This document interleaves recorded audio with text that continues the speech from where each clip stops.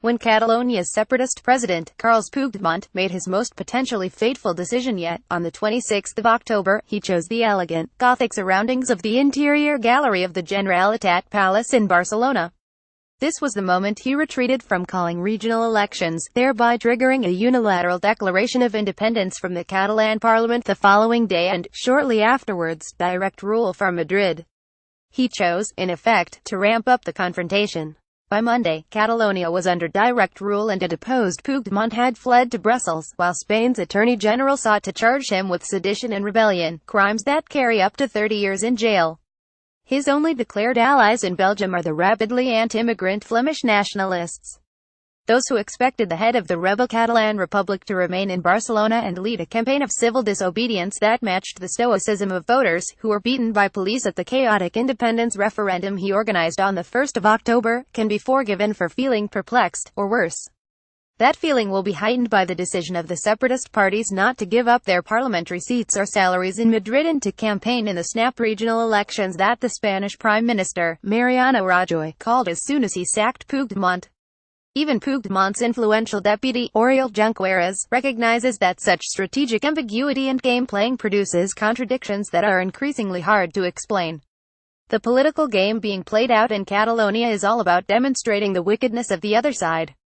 Both sides are remarkably good at handing their opponents opportunities to do this. The police violence on October 1 gave the separatists their biggest clear win in this "who is the bad guy" narrative. But the decision to force through a declaration of independence on the basis of an untrustworthy, and illegal, referendum, while riding roughshod over the basic rules of their own parliament, Charter of Autonomy and Constitution, put Madrid back in front. Puigdemont's flight to Brussels only helped, but then Spain's hardline Attorney General José Manuel Maza, a government appointee, stepped in. At his request, an investigating magistrate jailed 7 former members of the Catalan government on Thursday, claiming they might flee the country while under investigation for various alleged crimes. Given Puigdemont's disappearance, that may seem reasonable. But the charges of rebellion and sedition are, according to many experts, wildly disproportionate to the crimes they undoubtedly committed by flouting the constitution and the rights of all Catalans, including those who disagree with them. Puigdemont will now challenge the European arrest warrant in a Belgian extradition court.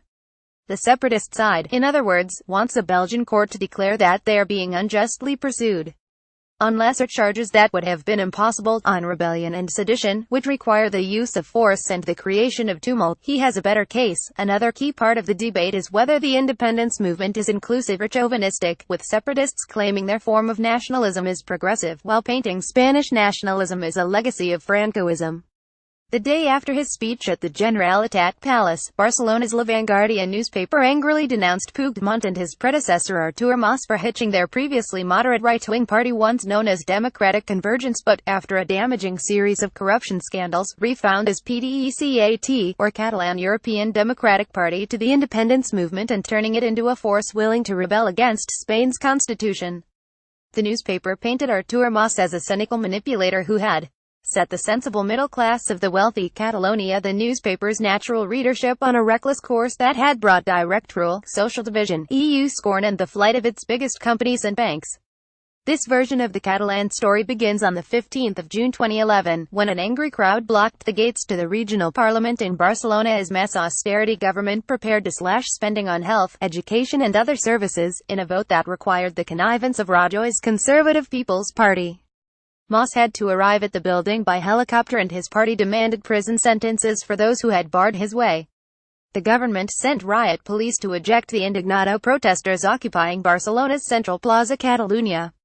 Nowhere else in Spain were the indignados treated with such violence. With his popularity plummeting, Mas aligned himself with the growing nationalist movement.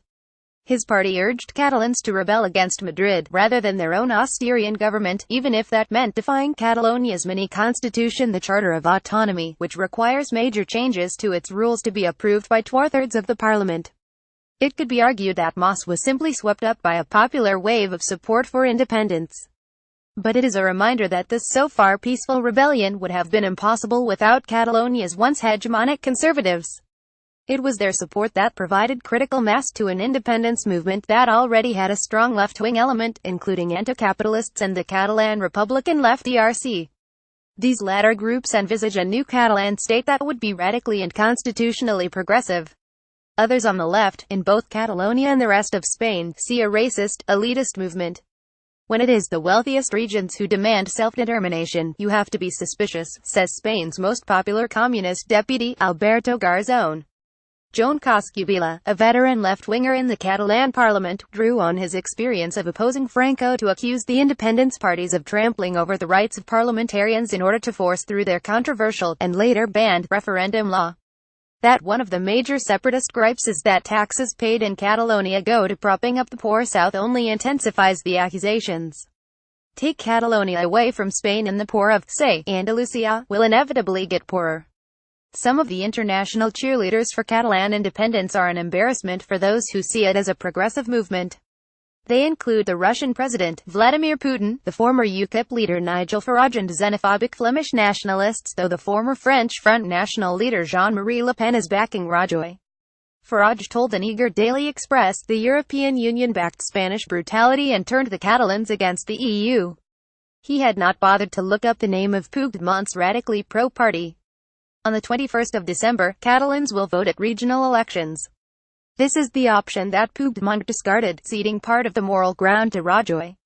It is not the legal referendum that 80% of Catalans, including many of the majority who oppose independence, want and deserve, but it will show how they feel about the recent events. Rajoy has chosen a risky path. If the separatists achieve a clear win, support in the rest of Europe will grow. But if the separatists lose, and Puigdemont finds himself imprisoned for flouting the rules of Spanish democracy as laid out in the constitution, then he may come to rue his decision. Either way, Catalans will finally have a proper debate about what independence really means.